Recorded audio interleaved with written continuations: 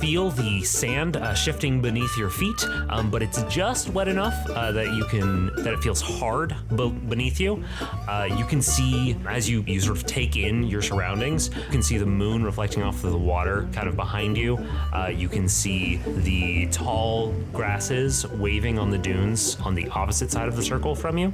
And between the water and the dunes, there's this small circle of figures. There's 4 skeletal figures standing, and then there's one laying down on the ground, clearly having some sort of ritual done to them, with them, something like that.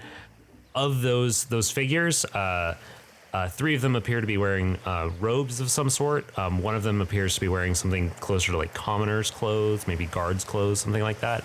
And all of them appear to be facing you and preparing themselves for some sort of fight. Off on the dune, you see Signe, who looks like she is surprised by what she is seeing, and sort of like looks like she is piecing things together. So that is the scene. Do you have any questions, or do you want to make your action? I think at this point we should probably roll initiative of some sort. Yeah, I was trying to work out my armor class because I think it wasn't quite right on the sheet. Because I get +1 for dexterity, I get +1 because I'm a defense fighter.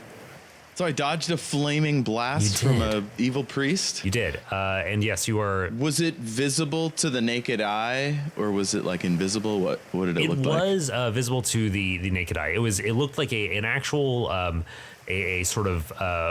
vaguely radiant flame, which by which I mean that it looked a little bit more white than red or yellow, but it shot past through the air and just barely missed you. Nice. Yes. Okay. All right. What's happening? In this moment, I would like you to roll me initiative.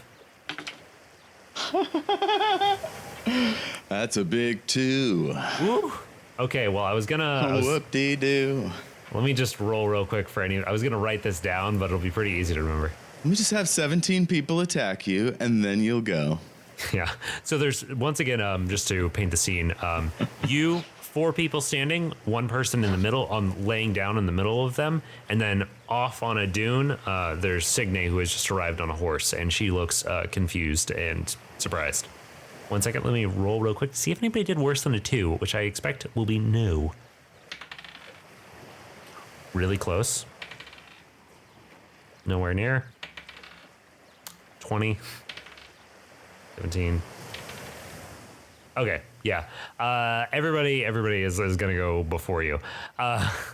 So one of the figures that among... Can you tell me how much scale mail is for armor class? I will find out real quick. If you do that and then add 3 to it, that's me. Because I also have a shield. I'm a defense fighter, and I have 1 dexterity. It's 14 AC. So my AC is 17. Yes, that's very good. That's very good. So there's, of the 4 people that are standing up and looking at you, I'm going to refer to one of them as guard because they're not wearing robes, one of them as priest because they're wearing nice robes, and one of them as hat because they're wearing a hat, and one of them as, I guess, scarf because they're wearing a scarf. But the hat and scarf are both wearing robes similar to priest. So first up is priest, who is the one that is standing to your side and was still continuing their chanting, and they are going to just keep on doing what they're doing. After that, you've got Scarf, who is the one that fired the fire at you a moment ago, and I will allow them to, they're going to try that again real quick, and give me a dexterity saving throw again. Scarfula is going down. I got a 3 on that one. Ooh, boy. Yeah, so that does not save. So they shoot at you, and this radiance, this radiant fire that seems to strike against you, it hits, and it feels almost like it doesn't do quite as much as it should, if that makes any sense.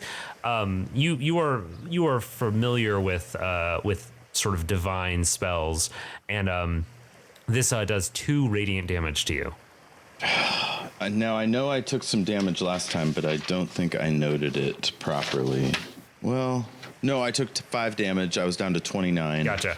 I would have laid hands on myself by now and got that back. Okay. So I go into the fight fresh. So I heal myself 5. So I have 10 left. Okay, so yeah, I'm down to 32. Hat shifts away from you and sort of looks between you, guard, scarf, and the one on the ground, and settles in, looks towards priest, and appears to start chanting along with priest, their jaw moving up and down slightly as they're making wordless or soundless words. And then guard is going to break through the circle and sort of charge towards you. Okay. Is there any benefit to me having like totally intimidated a bunch of them? Will that help me at all? You know, I think that's a fair question. You recognize guard as the one that you saw behind the museum, and when they step forward like they're going to run at you, but since they are not carrying any weapon and they've just been like very freaked out by this whole situation, you see them take a step forward, pause, take a step back, and they are actually going to just turn and book it. They're going to leave. Oh hell yeah! You see Scarf looks at them as they're turning and running away, and appears to like yell at them and like shake a fist, and the other one reaches back and makes a rude hand gesture at Scarf. So it is your turn now, I believe. Oh, that's awesome. So I'm going to non-lethally beat up the chin of one of the chanters. Okay. Are you going to go for hat or I'm just going to do some cool shit with my spear and whoosh. Nice. I got a 16 plus... What is your... Don't you get something that helps your attack? Is it just a proficiency bonus? Do you get that for attacking? Yeah, you get a proficiency bonus for attack. Okay. I think it would be +2 because you're 5th level. I'm not sure. Okay. I'm a 2nd level fighter and a 3rd level paladin. It says my proficiency bonus is 3. Oh, okay, nice. So maybe they just add them together. Yeah. You would add usually you would add your strength modifier plus your proficiency bonus to the attack, assuming it's Okay. weapon you're efficient. So then I got a 19. 19. Yes. So you were doing this towards priest. Let me see what his armor class is. Oh yeah. Oh. And this is all non-lethal. I'm just trying to stun him or take him down. Yeah. You definitely hit him hard in the chin, and it hits him squarely in the chin. How much damage does this spear do? It's with like the blunt back end. Say 6 or 8 probably. It's 1d6, or actually it's versatile, which means when you're using both hands, which I assume you are, it's 1d8. No, I have a shield and a spear. Oh, okay. So it's 1d6.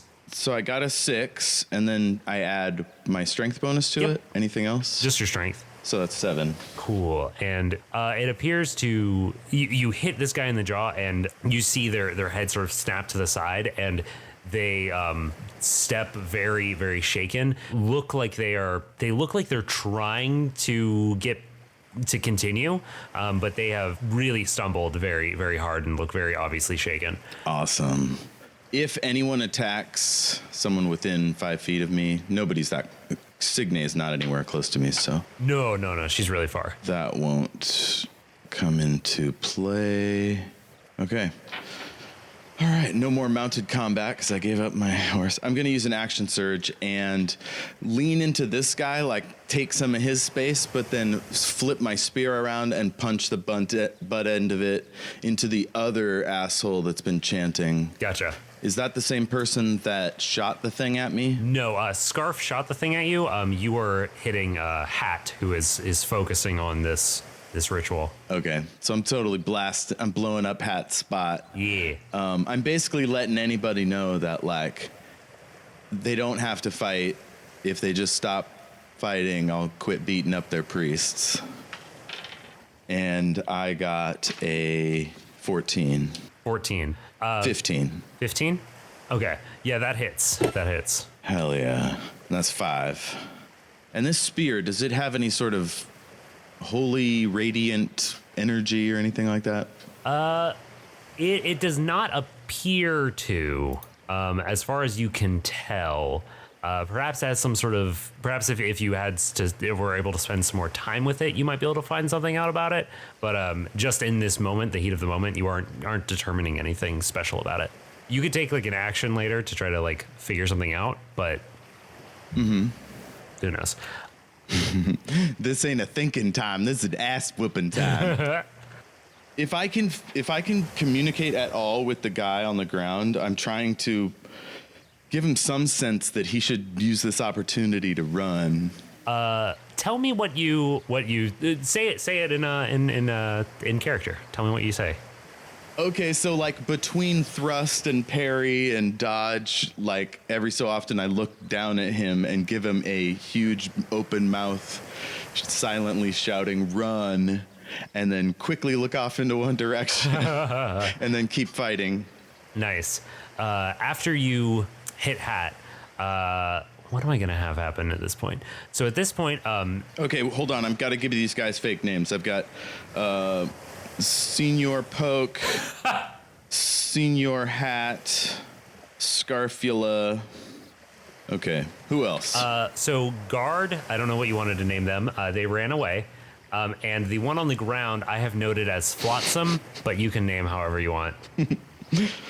That's the guy I met in the alley? No, the one you met in the alley who just ran away is Guard. Oh, okay.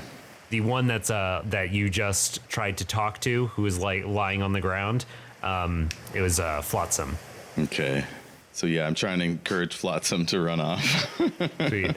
As you say that, as you look towards Flotsam and mouth run to them, you notice that the water, the tide, has been slowly rising and has partially like covered them. Oh shit! Which is, but not over their face or anything like that. But roll me a perception check in this moment. Oh, I just realized I didn't even know if they were tied up or in a box or what. You did see them moving earlier. They appeared to be able to have free movement. I got a 14. Okay, so you notice a few things in this moment right after you have knocked Priest to the ground and knocked Hat, or slammed Hat in the face. One of the you notice that Flotsam appears to be completely unbound. They're not tied up. They have some things piled around them and a few things on them. They appear to have some sort of a necklace. They appear to have similar robes to everybody else, and they also appear to have just water pooling up around them. What's interesting about that is there is not water pooling up around you or around anyone else, just around them. It's almost as if the sea is sort of pulling up to meet them where they are. Oh, it's coming way up above the regular tide line. Yes. Okay, I immediately am going to get over there once I get a chance. Cool. So in this, I will re-entering initiative. Priest is going to take a shot at you. They are sort of collecting themselves and they abandon the act of chanting for a moment. They raise up their hand and you see a light forming in their hand over a beaded maybe necklace that's wrapped around their palm. You also notice a bit of sort of like singeing happen on the bones that are there. And as that happens, they are going to roll a ranged spell attack. Oh God, Ooh, boy. I am still holding my shield, so I get a 17. Yeah, so they shoot this, a flash of light bursts from their palm where this sort of singeing had started, and it clatters against your shield, and you see this bolt leave. You see the reflection off of the shield strike the sand next to you, and the sand is left singeing and smoking, and you feel perfectly fine. You have not been affected by this attack at all. And with that, though, the priest is going to run a little bit away from you, try to give a little bit of distance, maybe move over towards where the horses are. The horses are tied up. Oh, where are the horses exactly? They're maybe 20 or 30 feet away from you right now, from this main circle, and he's running off in that direction. After that, Scarf is going to. They feel like they've done pretty well with their previous couple of attacks, so they are going to try that again. Roll me again a dexterity saving throw. 16. Yeah, you saved it again. Sweet. Once again, a bolt of fire, a radiant fire, shoots out towards you, and you definitely move out of the way. Or no, actually, no. You grind your feet into the ground and take it against the shield, and it just like fizzles there against the metal. Fuck yeah. And the metal, it turns sort of white hot for a moment, and you lower the shield down and give them a look like, really? That's what you're gonna try? Yeah, you could just see my eyes between the bottom of my helm and the top of my shield. Finally, Hat runs forward to Flotsam and places their hand on Flotsam and is going to. They do something, and you aren't sure what it is exactly. But as they do it, the water pulls up and completely envelops Flotsam, and to the point where the water meets Hat's hand pressed against them. Now it is your turn. Okay. I reach down with the spear and I try to shove it onto the chest of Flotsam and like wiggle it around their hands and try to encourage them to grab it. Okay. And you just... Do they get it? They do not appear to react to that. You see their hands... Can I try to wrap one of their hands around it? Like sort of...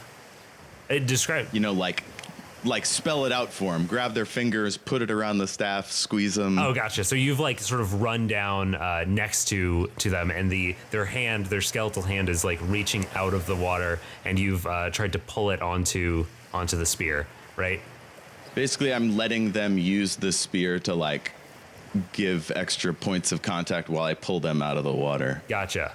But if they don't end up grabbing, I'll just grab them. Okay, cool. With the spear between us. Give me a strength check as you try to pull them out of the water, because they do not appear to react to you at all, to grab the spear or anything.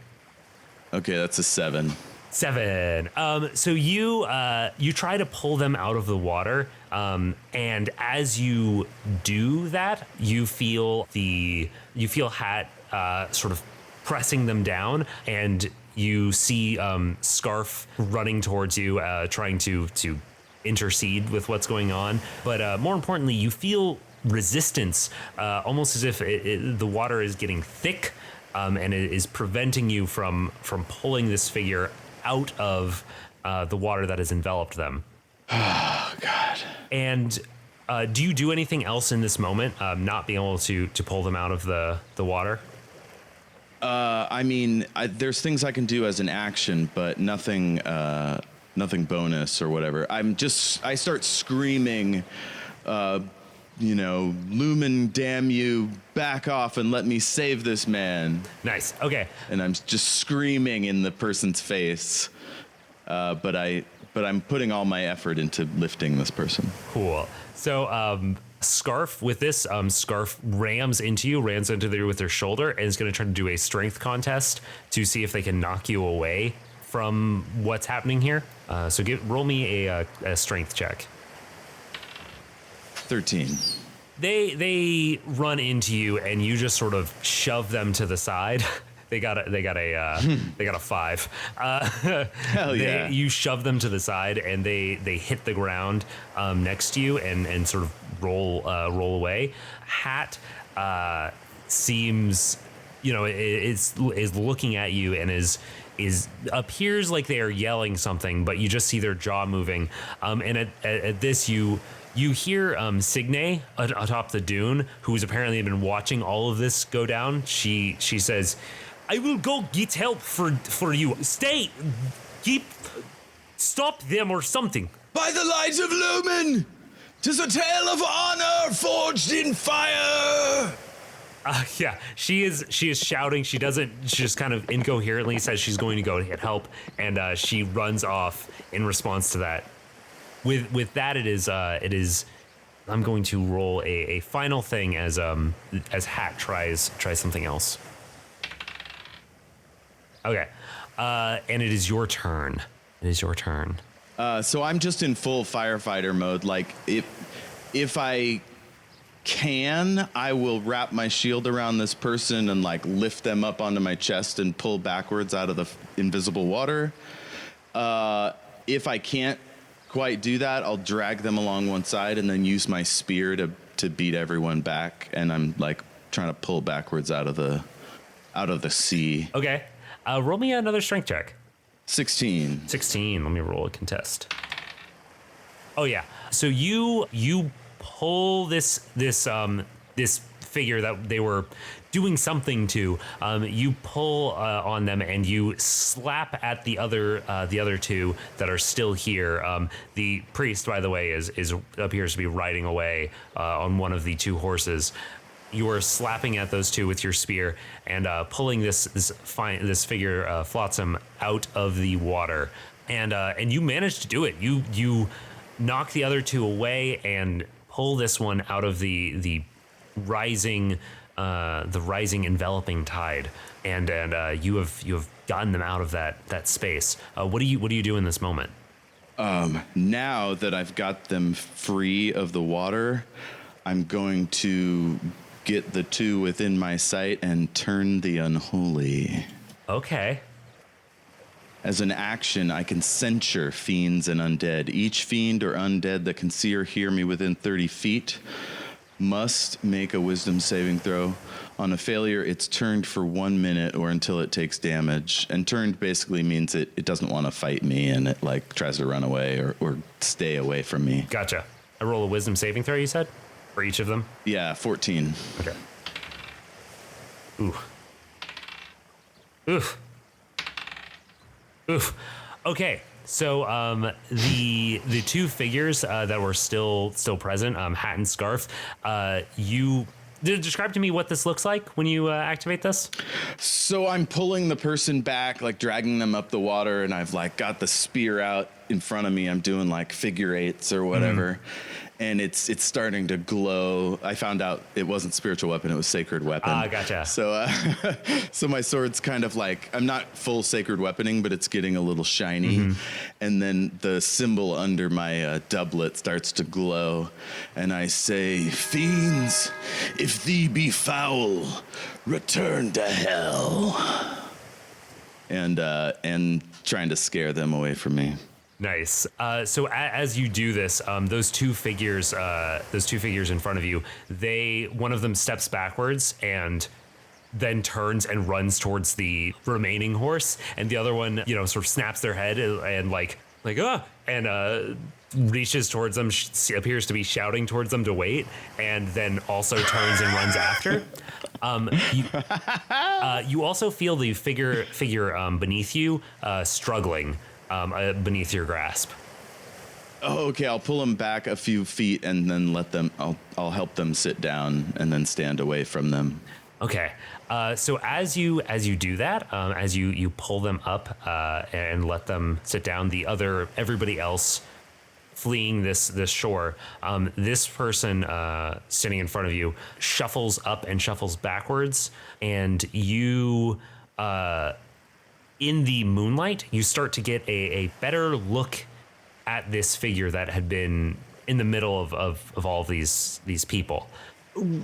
As you look at them, you notice something strange about their skin. You notice that as you wipe away, they're sort of tripping as they're backing away from you. They're backing away from your sort of glowing weapon that you're now setting by your side, I assume. Oh yeah, it immediately calms down, and I just kind of lean it as far away from them as possible. Gotcha. Well, they're still slightly shuffling away from you. You reach up and sort of brush away some of the driftwood that was like pressed over them, the seaweed and stuff that was covering them, and brush away some of the sand that's on their face. And a strange thing happens, which is that as you brush away the sand, there's just sand underneath. And this figure, as they sort of sit up and look at you in the moonlight, you see that their nose, their cheeks, their scalp, the skin on their hands that's being raised up towards you, it's all just wet sand. Wow. And they look at you, and So I've got my hands in their driftwood hair or whatever, their seaweed locks, and I'm like, oh, and I just kind of leave my hand there for a second, like seeing if they'd mind if I touch them or if that would be weird. You know, I have that awkward moment. And as you do that, you notice that glow that had been there when the ritual was happening. You notice it hasn't entirely faded. You notice that there is still a slight glow emanating from their eyes, which, you know, you might have thought that was a reflection of the moonlight in their eyes before, but now that you know this is all sand, you can tell that's not what that is. Okay, I lay down the staff or the spear just against the sand, and I lean in and I get as close as I can to them that they're comfortable with to really look at their eyes up close. In this moment, as you were trying to get a better look at them, you can see that the sand that is covering them is sort of shifting. It's sort of shifting. It is pooling in different spots. You can see as you are taking a closer look at them, they raise their hand up, and you see a fiddler crab drop out of their palm as they just sort of lift their hand up, and they look at their palm in shock, and they try. It looks almost as if they try to say something for a moment, but their mouth just sort of seals up as sand covers that space where there should be lips, there should be a nose, there should be all of this stuff, and their eyes, their slightly glowing eyes, look wide and horrified, and as they look at you. So they do project a human-like emotion. Yes, they are definitely projecting a human-like emotion. And is there any facial feature definition at all, or is it just like a sand tube? You are seeing. You see a nose, you see lips, and you see ears at first, but you are quickly seeing those features sort of slough off and just fade into a flat surface covering this person's face, this person's head, and I'm trying to think right now what I had an idea of what was going to happen, but I'm wondering right now. Since are they wearing any clothes? Like, is there anything to them, or is it just almost like a snake made of sand? They are wearing the same sort of robes that the other people were wearing before. Oh, like it's a cult or something. Yes, I guess. Yeah. Okay, so I reach in and I try to do that move where you like slide your fingers in under someone's hair and like cradle their skull and neck. And then I reach down and like touch the fabric of their arms robe and like try to feel if it's real and like, but project a lot of love and like safety. Like, I'm here to help. I just saved your life. You know, that kind of thing. Nice. As you do that, you feel the sand sort of falling through your fingers behind their skull. And you see the sand just sort of pouring off in chunks off of this figure. And in the moonlight, as this happens, you see in front of you revealed a skeletal figure like the ones that you saw just moments ago running away. That's what's in front of me? That is what it's in front of you. That is this figure. Can I, as the sand is falling apart, I want to do laying on hands and try to heal 5. Okay, yeah. Because Does anything happen? So as you do that, around where you have your hands placed, you see the sand sort of slow and start to solidify, start to harden a little bit. But it only happens for a moment before it breaks apart and continues falling off of this figure. If I use my last 5, will it matter? I'm gonna go ahead and tell you no. Okay, cool. Wow. Is it still a person, or did it totally fall apart?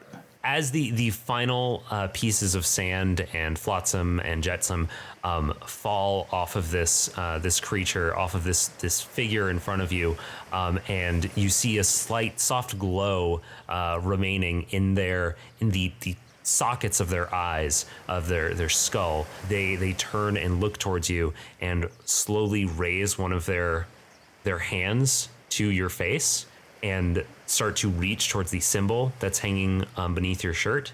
But before they touch it, you see one of their fingers, one of the bones, fall back, and you see them just break apart and fall into pieces beneath you.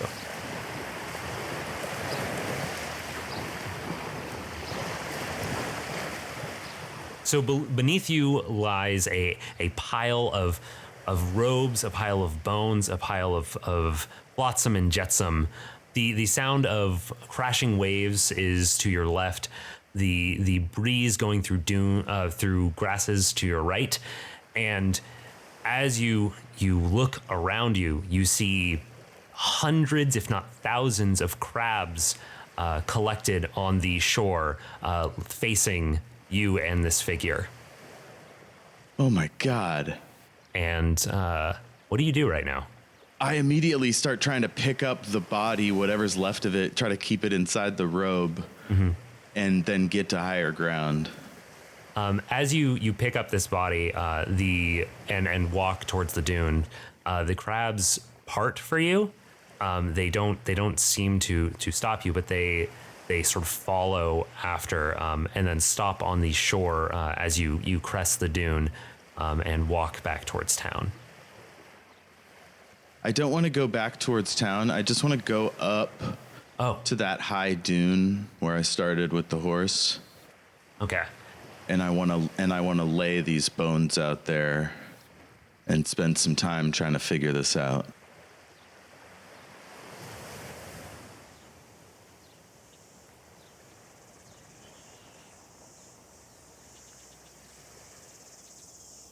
Attention, Lord Frederick. I, Aymar Pardima, defender of the faith, do hereby swear that all these events did happen as written. First, we have a church. We do not own the property yet, but we have been lent a space and are having regular meetings. Second, I am without a doubt the strongest warrior in the village. And they all look to me for guidance in this matter. We are fighting evil, make no mistake. Third, I have engaged a dangerous threat. They are shapeshifters or zombie people. They are somehow dead and undead. They take form unexpectedly and then lose it. I am consulting with Lumen. I will tell you when I know more. Need reinforcements. As many arms and armored as you can bring here. Horses. And then he rattles off a list of fortifications, all kinds of stuff. I mean, he's shooting for the moon, right? First big report, you gotta pile on. He's like, lumber, I need salt, right? He's just going for I need boats, I need war galleys. Anyway, so after a long list of that shit, he says, by the light of Lumen, I stand righteous in your faith, prepared to do battle with the enemy. I will bring the spear into the darkness. I will shine on behalf of Lumen, on behalf of the faith, on behalf of all beings everywhere. Lumen is love. Lumen is light. Aymar Pardnama, defender of the faith. Very good. And yeah, I think that we're going to go ahead and end that there. But this has been a great couple of games. How you feeling, Jeff? Man, I just love it so much. I can't get enough. This is so great. Yeah. I really appreciate the opportunity to come on and be silly with you. Yeah, this is great. I'm very glad that I finally was able to get you on. This is really fun. A long time in the making. Hell yeah. Did I kill that person with cure wounds? What's going on? No. Listen after the credits and we'll talk about it some more. So until next time, where can people hear you? Oh, okay. You can listen to Everything is Awesome with Jeff and question mark. It's up in the air. I'm looking for a new co-host. But yeah, just look up Jeff Richardson or El Jefe Tacoma. Everything is Awesome. You'll find it. Awesomepod.squarespace.com is that show. It's like a talkie, like interview artists, talk about our feelings. I share my writing on there. Nice. And then I do 2 actual play podcasts. Shattered Worlds RPG. It's a game that I created, a whole system and stuff. And it's like a beta test, basically. Everybody comes on and like tries to break the system, and like nice. We end up making all these great, crazy stories. Right now we're in the middle of this arc on this planet that was just totally ravaged by climate change, and so like all their actions kind of happen in the context of this soup of what might be for us. It's pretty wild. And then over on my newest podcast with a whole bunch of people from the Trap Society, which is our tabletop RPG group, folks that make these kind of shows, and Ty helped inspire it. It's called The War for the Tower. One day on our page, Ty was like, "Is there a role-playing game set in New York City?" And somebody's like, "Marvel superheroes." And I was like, "Holy shit, is there a role-playing game set in the world of the Dark Tower?" I don't know. Let's find out. And then, yep, turns out we're doing it. We made it ourselves, and it's really cool. And so, yeah, that'll be found at warforthetower.com. I'm having a podcast problem with iTunes right now. Oh, no. So, but you can find it. Just go to warforthetower.com. And hopefully that'll be resolved long before this episode actually gets released. This is months away. Gosh, yes. I hope so. I guess that wraps things up. Thank you again for joining me, and until the next arc begins, let's pitter-patter on out of here. Hell y'all!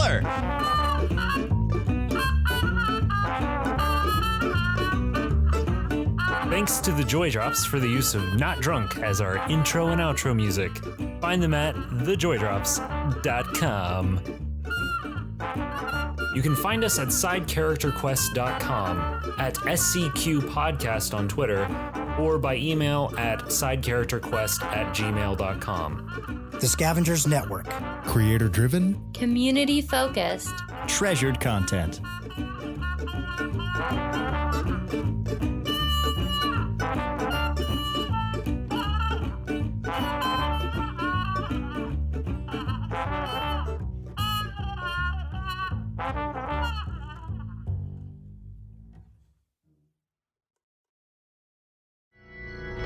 Do you wish your life was a little more spooky? Well, what the heck? Hello, everyone. My name is Jordan Reed. And I'm Lindsay Reed. And this is Spooky Spouses, a podcast about ghosts and stuff. Tall tales. Although we went to dinner last night and you told the lady on our wait list that our name was Cradge. Was it Cradge? Creepy cryptids. There. Poor Pizza Rat. Pizza Rat is pizza and a rat. Yeah, it's double delicious. He's a rat with pizza. It's like, Yeah. oh man. Thank God there hasn't been a corn dog rat. Or you'd be eating that I think, rat. you know what? I think in my defense, if someone was like, "You ate a live rat," I'd say, well, it was holding a perfectly good corn dog.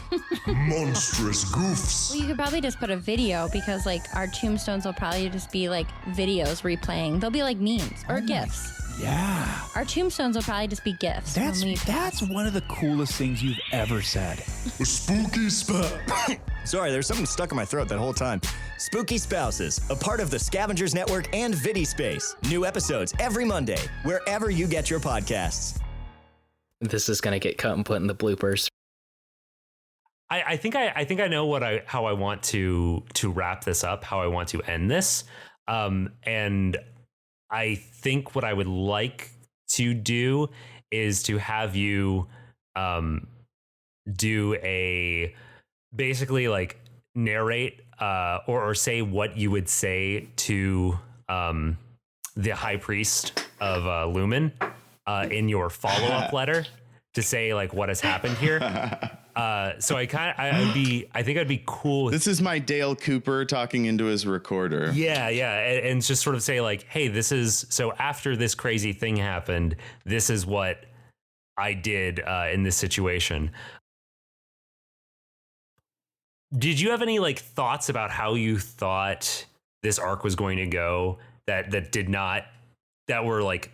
were completely off base, or that do you have any thoughts about how this went?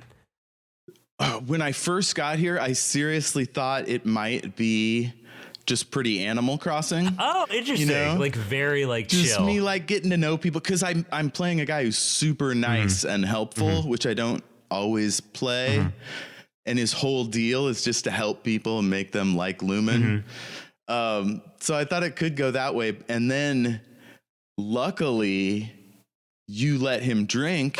And when he drinks, he gets kind of into adventure. Yeah. And some adventures showed up, and it was like, whoa. And it reminded, I mean, partly because it's the Skelly people again, but like it instantly reminded me of Eli's time in the Skelly city. Yeah. And I was just like, oh, wow, where is this going? And then when I was able to intimidate him and not hurt him, I felt like that was a huge win that I was just waiting to find out where that was going next, you know? There's definitely, this definitely did not go how I expected it to at pretty much any point. And I'm totally into that.